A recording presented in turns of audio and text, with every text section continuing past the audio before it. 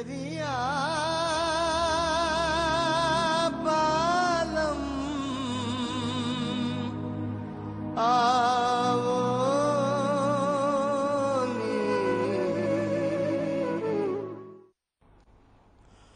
नमस्कार, आप देख रहे हैं हर खबर में हूं आपके साथ अमित शर्मा। वक्त है आप राजस्थान का। सबसे पहले बात करेंगे कोटा की, जहां बजरंग नगर समेत आसपास की कॉलोनियों में गंदे पानी से निजात दिलाने के लिए एक बड़ा फैसला हुआ है। आपको बता दें कि जिस तरीके से लगातार ये समस्या बनी हुई थी, इससे निजात पाने के लिए, इससे निजात दिलाने के लिए नाले के निर्माण का शिलान्यास किया गया और ये शिलान्यास यूडीएच मंत्री शांति धारीवाल ने किया है। वहीं मंत्री शांति धारीवाल ने क्षेत्रवासियों को नाले के निर्माण के बाद मिलने वाली राहत के बारे में बताया है। आपको बता दें कि करीब 1.5 किलोमीटर ये विशाल नाला कलवर्ट के साथ बजरंग नगर प्रगति स्कूल से रेलवे लाइन तक बनाया जाएगा। 1 दर्जन से अधिक कॉलोनी वासियों को बरसात के मौसम में गंदे पानी की समस्या से निजात मिलेगी।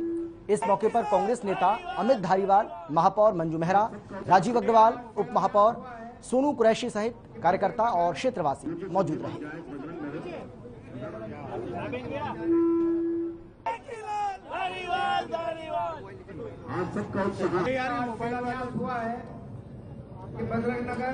कई सालों से यहाँ की सारी कॉलोनी वाले परेशान थे इस नाले की वजह से। नाले की वजह से जो है नाला ओवरफ्लो होकर के बारिश में चारों तरफ पानी भर जाया करता था। कई सालों से पिछली बार भी हमने कोशिश करी थी इस नाले को बनाने के लिए, लेकिन लोगों का एतराज ये वो कई लोग जो बीच में ऑब्जेक्शंस करते हैं, उसके वजह से ठेकेदार भाग गया। ठेकेदार की भी कुछ गलतियां थी। अब ये दोबारा से टेंडर। और चलिए इस खबर पर ज्यादा जानकारी के साथ हमारे संवाददाता तेजपाल बग्गा हमारे साथ जुड़ गए हैं। तेजपाल, एक बड़ी समस्या लोगों के लिए बनी हुई थी, लेकिन जिस तरीके से अब गंदे पानी की समस्या से लोगों को निजात मिलेगी और एक नाले का निर्माण यहाँ पर हो रहा है, किस तरीके से देखें, कितनी बड़ी राहत लोगों के लिए? ये बहुत बड़ी राहत है बजरंग नगर क्षेत्र की 1 दर्जन कॉलोनी वासियों के लिए। बरसात के दिनों में यहाँ पर बहुत गंदा पानी सड़कों पर बहता रहता था, लोग बहुत परेशान थे जी। इसको लेकर कांग्रेस नेताओं ने स्वायत्त शासन मंत्री शांति कुमार धारीवाल से पिछले कई वर्षों से मांग करते आ रहे थे कि भाई इसे बनवाया जाए। धारीवाल ने इसके लिए 6 करोड़ 77 लाख रुपए पास कर यूआईटी के माध्यम से इस नाले का निर्माण करवाया जाएगा। इस बजरंग नगर के इस नाले का निर्माण के लिए कम से कम 1 दर्जन से अधिक कॉलोनियों को इसका लाभ मिलेगा, जिसमें आदित्य आवास, रेलवे सोसाइटी सहित अन्य कॉलोनियां हैं। लोगों को इसके निर्माण शुरू होने से बहुत जबरदस्त फायदा मिलेगा। लोगों के घरों में जो पानी भरता था वो पानी अब नहीं भर पाएगा। जी बिल्कुल। तेजपाल, अब क्या कहा जा रहा है, कितने दिनों में इसका जो निर्माण कार्य है वो पूरा हो जाएगा? क्योंकि अभी इसकी आधारशिला रखी गई है। इसकी वित्तीय स्वीकृति जारी हो गई है। इसका निर्माण कार्य शीघ्र शुरू हो जाएगा। लोगों को उम्मीद है कि बरसात से पूर्व इस नाले का निर्माण शुरू हो जाएगा, पूरा भी होने की संभावना बताई जा रही है। जी, बहुत शुक्रिया आपका तेजपाल इस तमाम जानकारी के लिए। तो लोगों को गंदे पानी से बहुत जल्द अब निजात मिलेगी, क्योंकि लोगों की एक बड़ी समस्या यहां पर बनी हुई थी, लेकिन इसके बन जाने से लोगों का यह कहना है कि उनको एक बहुत बड़ी राहत आने वाले समय में मिलने वाली है। आगे बढ़ते हैं। बसेड़ी में बीते दिन विद्युत निगम की तानाशाही को लेकर डेलीगेशन ने हल्ला बोला था। जो जनप्रतिनिधि हैं उन्होंने हल्ला बोला, शहर में रैली निकालकर निगम अधिकारियों के प्रति विरोध प्रदर्शन किया। वहीं जनप्रतिनिधियों ने विद्युत निगम के अधिकारियों पर तानाशाही करने और बाड़ी प्रकरण में बाड़ी विधायक गिरिराज सिंह मलिंगा को षड्यंत्र के तहत फंसाने का आरोप लगाया। इसके बाद जनप्रतिनिधियों ने एसडीएम सुभाष यादव को ज्ञापन सौंपकर मुख्यमंत्री से बाड़ी प्रकरण की निष्पक्ष जांच कराने और विद्युत निगम के दोषी अधिकारियों के खिलाफ सख्त कार्रवाई करने की मांग की है। जहां बसेड़ी प्रधान अमित परमार ने बताया कि जिले में विद्युत निगम की तानाशाही के कारण आम जनता परेशान है। वहीं उपभोक्ताओं को रीडिंग से अधिक बिल भेजे जा रहे हैं और शिकायत करने पर कनेक्शन भी काटने की धमकी दी जाती है। निवेदन है कि ये भी जो षड्यंत्र हो रहा है विभाग में से, इसको मतलब वो करिए, डिटेल में लीजिए थोड़ा सा, और इस पे जांच कराइए। हमारे षड्यंत्र का शिकार बनाया जा रहा है। हम मलिंगा जी के पूरे साथ हैं, हमारी पूरी तहसील हमारे मलिंगा जी के साथ।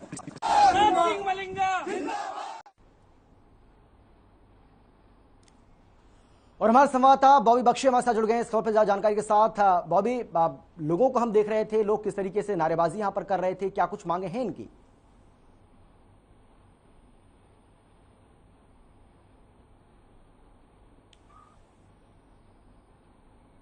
बॉबी, आवाज आ रही है आपको हमारी, सुन पा रहे हैं क्या? हाँ जी, हाँ जी अमित। बॉबी, हम जानना चाहेंगे क्या है ये पूरा मामला और क्या वजह रही लोगों के इस गुस्से की? अमित, मैं आपको बता दूं, कुछ दिन पहले बाड़ी क्षेत्र में बिजली घर के एईएन और जेईएन के खिलाफ मारपीट की गई थी। उसी संदर्भ में और जेईएन ने और एईएन ने बाड़ी विधायक गिरिराज सिंह मलिंगा पे आरोप लगाया था कि उन्होंने मारपीट की है। उसी बात को लेकर बसीडी प्रधान अमित परमार ने आज गिरिराज सिंह मलिंगा के समर्थन में ज्ञापन सौंपाया एसडीएम को, और उसमें यह बताया गया है कि विद्युत कर्मियों की जो अधिकारी हैं वो फालतू की रीडिंग बढ़ा के आमजन को परेशान कर रहे हैं। चलिए, बहुत शुक्रिया आपका बॉबी, इस तमाम जानकारी के लिए आपका बहुत धन्यवाद। आगे बढ़ते हैं और अब बात करेंगे हनुमानगढ़ की, जहां भादरा कस्बे में विकसित भगवान शिव वाटिका का ओडिशा के राज्यपाल प्रोफेसर गणेशीलाल ने लोकार्पण किया। वहीं पूजा अर्चना और वैदिक मंत्रोच्चारण के साथ ही वाटिका का लोकार्पण किया। समारोह कार्यक्रम में विधायक बलवान पुनिया सहित अनेक विशिष्ट विभूतियों और महाराजा अग्रसेन संस्थान के अध्यक्ष सुशील गुप्ता के साथ ही निर्माण समिति के पदाधिकारी सदस्य पूजा अर्चना भी शामिल हुए। जहां लोकार्पण से पहले उड़ीसा के राज्यपाल को विवेकानंद महाविद्यालय में सम्मानित किया गया। अतिथियों के शुभ आगमन पर हम सब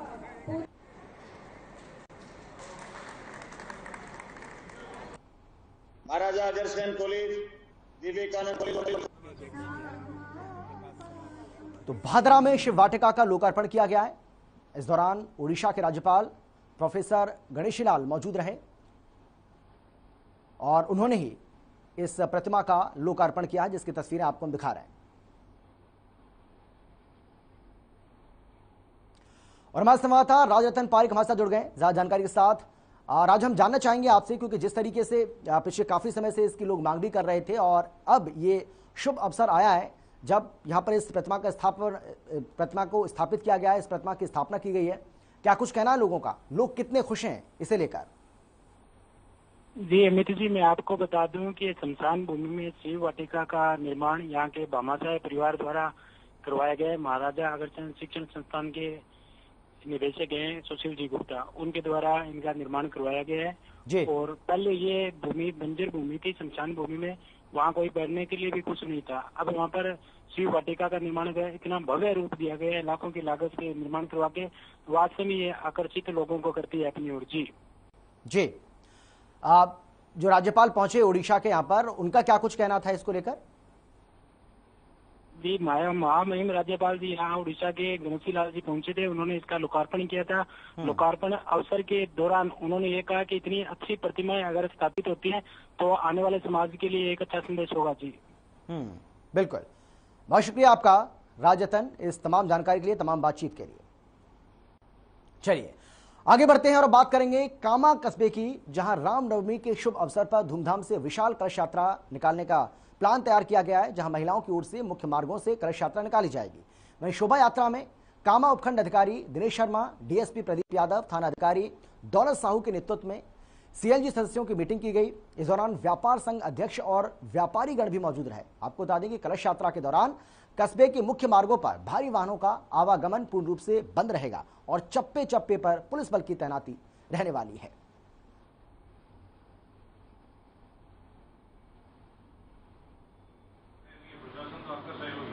मैंने जैसा कि मीटिंग में बताया कि प्रशासन के द्वारा पूरे पुख्ता प्रबंध किए गए और हम आपसे भी उम्मीद करते हैं कि जैसे पत्रकार बंधुओं से उम्मीद करते हैं कि इसका प्रसार अधिक से अधिक करें।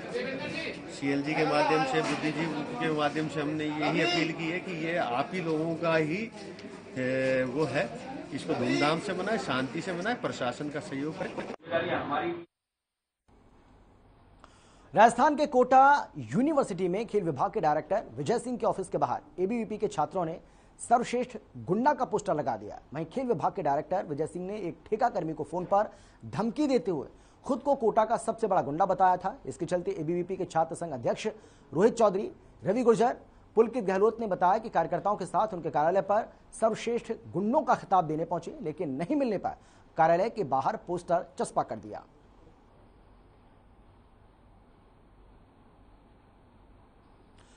तो विजय सिंह के ऊपर छात्रों ने गंभीर आरोप लगाए और तस्वीरें आपको हम दिखा भी रहे हैं किस तरीके से पोस्टर्स भी उनकी ओर से चस्पा यहाँ पर किए गए।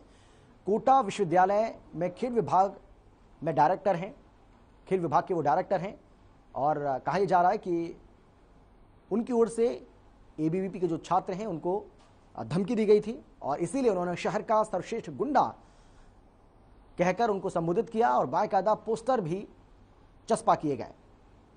हालांकि यह भी कहा जा रहा है कि फोन पर उनको धमकी दी गई थी और धमकी में उन्होंने कहा कि मैं यहां का सबसे बड़ा गुंडा हूं और यही वजह है कि अब इन छात्रों ने अपना रोष प्रकट करते हुए ये पोस्टर चस्पा किए हैं। और तेजपाल बग्गा हमारे साथ जुड़ गए ज्यादा जानकारी के साथ इस खबर पर। तेजपाल, अब ये पूरा मामला क्या है, क्या वजह रही कि एक खेल विभाग के डायरेक्टर और जो छात्र हैं वो आमने सामने आ गए इस तरीके से? कुल मिला के ये कोटा यूनिवर्सिटी के खेल विभाग के डायरेक्टर हैं। इन्होंने 4 माह पूर्व किसी ठेकेदार को अपने कार्य से हटा दिया था। उसको लेकर 3-4 दिन पहले कांग्रेस के नेता है यश गौतम, उन्होंने इनको फोन किया था कि भाई इसको वापस लगा लें, परंतु इन्होंने नहीं लगाया। उसके बाद इस ठेकेदार ने इनको फोन किया कि सर मेरी क्या गलती है, आप मुझे नौकरी से निकाल दिया।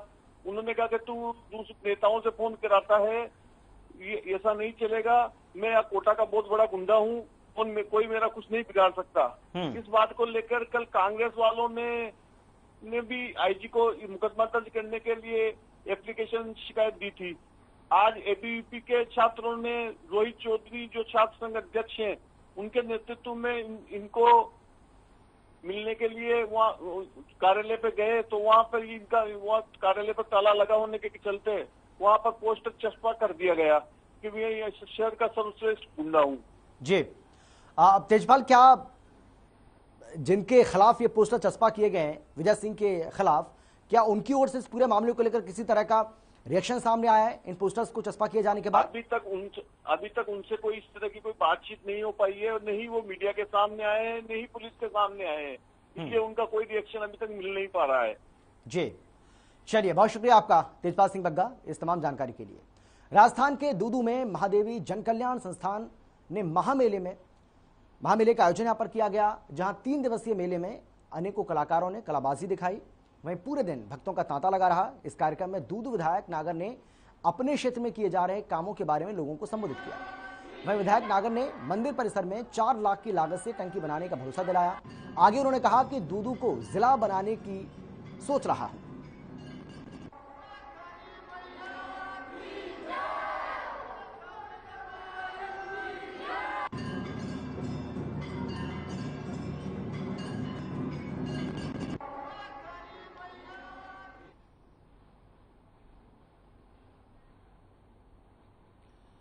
और हमारे संवाददाता विष्णु शर्मा हमारे साथ जुड़ गए इस खबर पर ज्यादा जानकारी और बातचीत के लिए। विष्णु, मेले का आयोजन यहाँ पर किया जा रहा है और जाहिर सी बात है कि काफी संख्या में लोग जो हैं वो भी यहाँ पर पहुंच रहे हैं। किस तरीके का नजारा इन दिनों यहाँ पर देखने को मिल रहा है? सर देखिए, नजारा ऐसा है कि चारों तरफ काफी भीड़ दिख रही है यहाँ पर, और यहाँ पर विधायक बाबूलाल नागर यहाँ पहुंच चुके हैं और यहाँ जो स्टेज बना हुआ है, स्टेज के ऊपर वो जोर शोर से लोगों को एक प्रकार से संदेश दे रहे हैं कि जितना हो सके हम हमेशा आदमी को भक्ति में डूबा रहना चाहिए। और ये स्थान ऐसा है कि यहाँ पर जो माँ काली है उनका आशीर्वाद सभी भक्तों को सदा मिलता रहता है। चलिए, बहुत शुक्रिया आपका विष्णु इस तमाम जानकारी के लिए। और चलिए अब खबर है कोटा से, जहां नगरीय विकास और स्वायत्त शासन मंत्री शांति धारीवाल ने कोटा में आयोजित विशेष योग्यजन स्कूटी वितरण समारोह का आयोजन किया। जहां अपने संबोधन के दौरान उन्होंने कहा कि राज्य सरकार की ओर से प्रदेश भर में विशेष योग्यजनों को दी जाने वाली 6 लाख से अधिक और कोटा में 15,000 से अधिक स्कूटी सरकार की ओर से दी जा रही है। वहीं कलेक्ट्रेट परिसर में आयोजित कार्यक्रम के दौरान 39 स्कूटी वितरित की गई। दिव्यांगजन स्कूटी की चाबी पाने के बाद उत्साहित नजर आए और उन्होंने सरकार का इसके लिए आभार भी व्यक्त किया।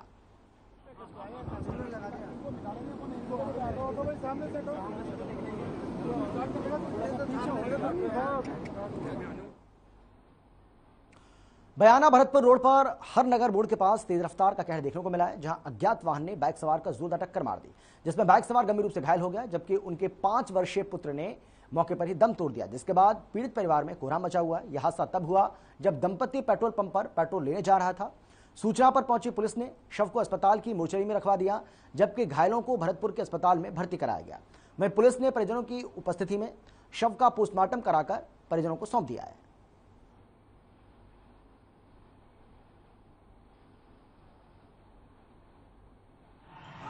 दिनांक 8/4/2022 को शाम करीब 7 बजे के आसपास भीमनगर पर एक्सीडेंट हुआ था, जिसमें बाइक सवार दंपतियों के साथ में एक बच्चा था, जिसकी मौके पर डेथ हो गई, जिसकी डेड बॉडी CHC बयाना में रखवाई गई थी। अभी उसका पंचायतनामा पोस्टमार्टम करवाया जा रहा है और लास्ट में परिजनों को सपोर्ट की जाएगी अंतिम संस्कार के लिए। हमारे संवाददाता देवी सिंह हमारे साथ जुड़ गए ज्यादा जानकारी के साथ। देवी सिंह, वाकई में ये दर्दनाक हादसा जिसमें एक 5 साल के बच्चे ने अपनी जान गंवा दी है, क्या वजह रही इस हादसे की?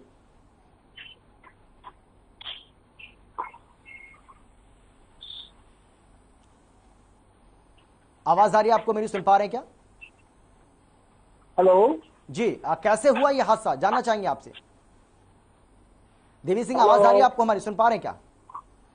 हाँ जी देवी सिंह, हम जानना चाहेंगे ये किस तरीके से हादसा हुआ है, दर्दनाक हादसा जिसमें एक 5 साल के मासूम बच्चे की दर्दनाक मौत हो गई है। हादसा कैसे हुआ, किस वजह से हुआ, किसकी लापरवाही रही?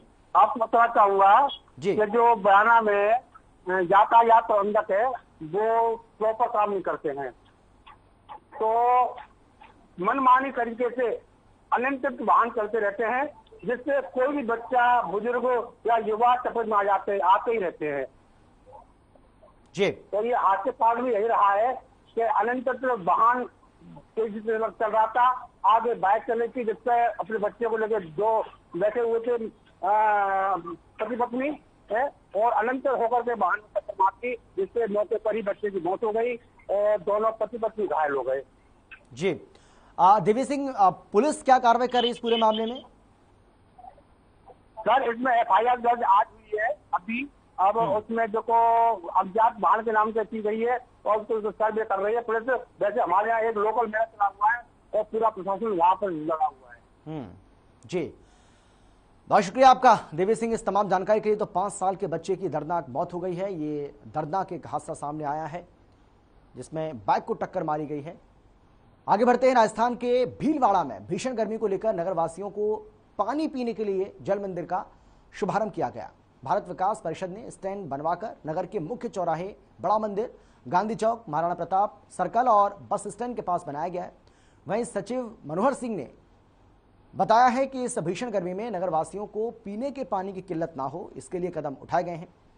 इस कार्यक्रम में संरक्षक गोपाल सिंह चुंडावत, अध्यक्ष ज्ञानचंद हरवानी, कोषाध्यक्ष मनीष दीक्षित सहित कई लोग मौजूद रहे।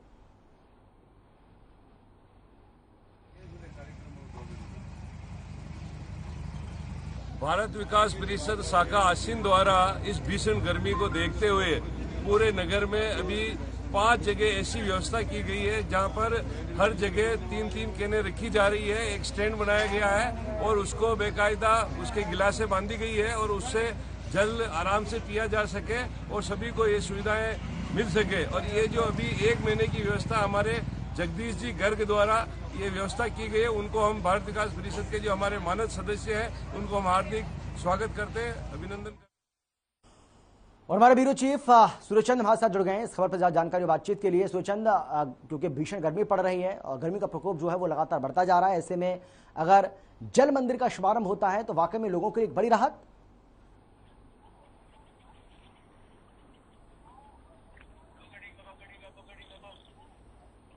सूर्यचंद, आवाज आ रही है आपको हमारी, सुन पा रहे हैं क्या?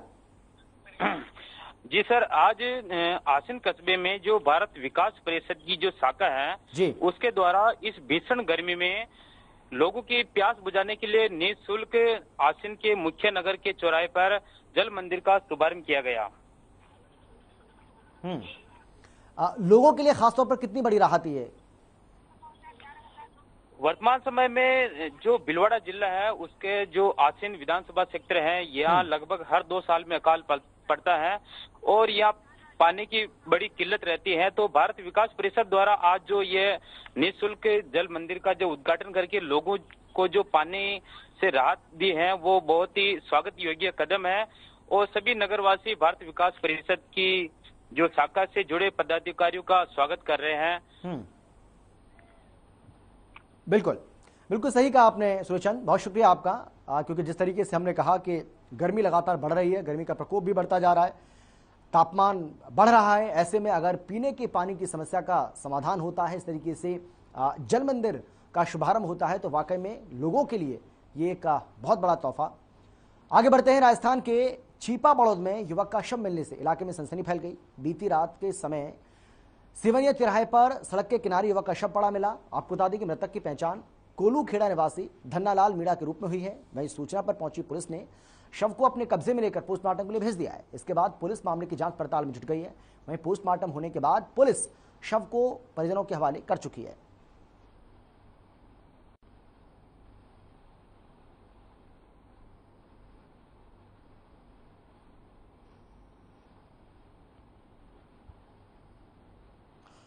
तो सड़क किनारे एक युवक का शव मिलने से सनसनी फैल गई है। हालांकि पुलिस इस पूरे मामले की जांच में जुट चुकी है।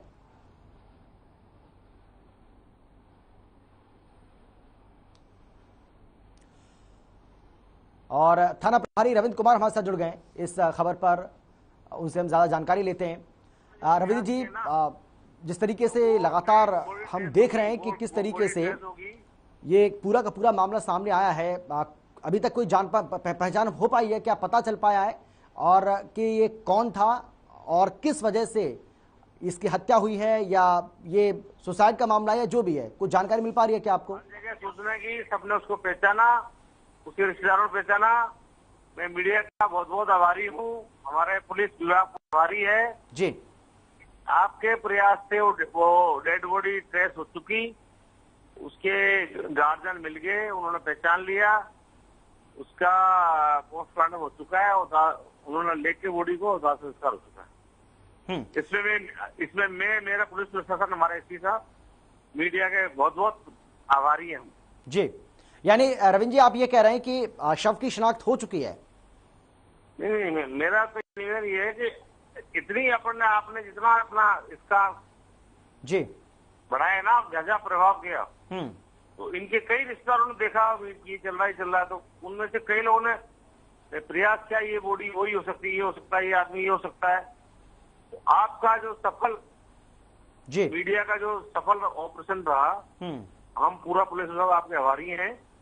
आज वो बॉडी अपने परिजनों को मिल चुकी है जी। और उसके साथ रविंद्र जी, हम ये भी जानना चाहेंगे, ये भी आपसे जानना चाहेंगे रविंद्र जी, हम थोड़ा ये भी आपसे जानना चाहेंगे कि ये जो मामला है, वो जो शव हमें मिला, शव आपको मिला है, शिनाख्त इसकी हो गई है, तो ये हत्या का मामला है, आत्महत्या का मामला है, या क्या मामला क्या रहा है? आत्महत्या नहीं है, न आत्महत्या न हत्या है जी। इसमें परिजनों ने ये बताया है ये आदमी नशा का ज्यादा आदी था जी, और 2, 4, 5, 10 दिन तक घर जाता था ये। अभी चल रहा है, अभी क्या है कि दारू शराब का जो है ना, अभी स्टेज चल रहा है, कई इलाकों में शराब की दुकानें अलॉट नहीं हुई है, तो ये उस प्रयास में था, इसको दारू मिली नहीं, या मिली तो इसने दूसरी दारू मिली, कच्ची दारू जी, वो पोस्टमार्टम से आ जाएगा। बाकी इसके साथ कोई घटना दुर्घटना नहीं है, या तो ज्यादा नशा कर लिया है जी। चलिए, बहुत शुक्रिया आपका रविंद्र जी, हमसे बात करने के लिए। और केशव हमारे साथ जुड़ गए फिलहाल, हमारे संवाददाता। केशव, हम आपसे भी जानना चाहेंगे, ये जो शव मिला है, हालांकि जो थाना अध्यक्ष हैं उनसे हम बात कर रहे थे, उन्होंने बताया है कि शव की शिनाख्त हो चुकी है। वाकई में ये एक बड़ी चिंता का विषय है, परिजन भी इस बात को लेकर भी चिंतित थे। जी सर, जो शव मिला है इसके बारे में इसको करीब 24 घंटे बाद इसकी शिनाख्त हो पाई है, और 24 घंटे बाद कोलूखेड़ा निवासी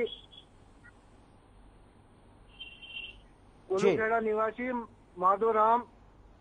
चलिए, बहुत शुक्रिया आपका। और अब खबर है चित्तौड़गढ़ से, जहां हजारेश्वर महादेव, कांजवे सहित अन्य वार्डों में सड़कों के हालात बदतर हो गए, जिनकी हालत सुधरने के लिए वार्डवासी नगर परिषद और प्रशासन के अधिकारियों के कार्यालय में चक्कर काट काट कर थक गए, लेकिन आज भी सड़कें अपने हालात पर आंसू बहा रही हैं। इन दिनों सार्वजनिक निर्माण विभाग की ओर से मुख्यमंत्री की ओर से आम बजट की घोषणा भी की गई, जिसके अंतर्गत बीते महीनों बनी हुई सड़कों पर एक बार फिर से सड़क का निर्माण किया जा रहा है, जिसमें खाना पूर्ति करते हुए विभाग ने 6 करोड़ रुपए के बजट को ठिकाने लगाने का काम किया है।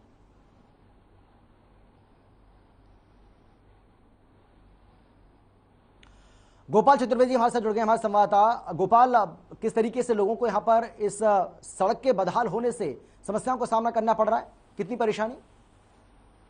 बिल्कुल अमित, यहाँ बताना चाहूंगा यहाँ पर कि जिस तरह से चित्तौड़गढ़ नगर परिषद के वार्डों की हालत है, सड़कों की बदहाली अपने आप आंसू बहाती है यहाँ पर, और जिस तरह से यहाँ पे लोग आक्रोशित होकर के जिला कलेक्टर कार्यालय और सभापति नगर परिषद के कार्यालय के चक्कर काटते हैं, कहीं ना कहीं ये बहुत दुखदायी है। और आज जो मामला यहाँ पर देखा गया है, मुख्यमंत्री ने जो आम बजट में घोषणा की थी कि चित्तौड़गढ़ को लगभग 6 से 7 किलोमीटर की सड़कें नहीं दी जा रही है, उसके लिए 6 करोड़ रुपए पास भी किए गए थे, लेकिन ये सड़क वहां बन रही है जहां पर ऑलरेडी सड़क यहाँ पर अच्छी कंडीशन में है, और वहां पर नहीं निर्माण कराया जा रहा है जहां पर सड़कों की हालत खस्ता है। ये बहुत ही सोचनीय प्रश्न है। जो आम जन की कड़ी मेहनत का पैसा है, पसीने का पैसा है, उसको जिस तरह से पानी में बहाया जा रहा है वो बहुत ही दुखदायी है। अमित जी, बहुत शुक्रिया आपका गोपाल इस तमाम जानकारी के लिए। और फिलहाल इतना ही, छोटे से ब्रेक के बाद फौरन लौट रहे हैं, आप देखते रहिए हर खबर।